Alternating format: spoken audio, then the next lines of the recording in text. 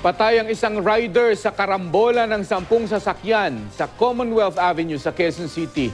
Sumuko ang driver ng tanker na nagpasimula raw sa aksidente. Makibalita tayo kay CJ Turida. Ang normal na daloy ng trapiko sa Commonwealth Avenue sa Quezon City. Binulabog ng isang tanker mag-alas 11 kagabi.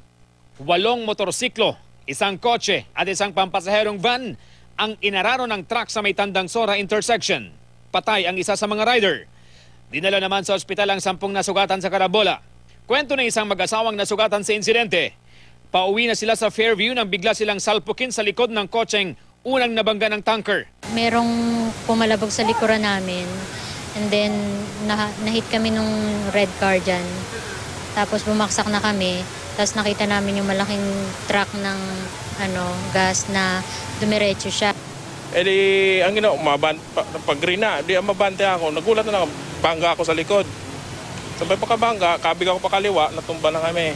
Sumuko naman ang driver ng tanker. Ayon sa kanya, mabagal lang ang kanyang takbo.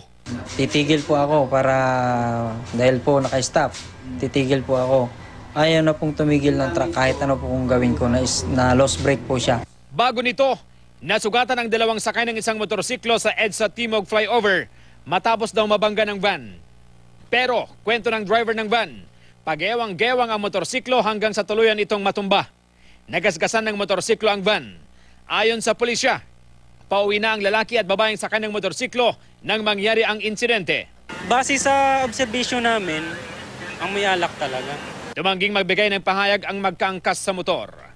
CJ Torida, Nagbabalita, Pilipinas.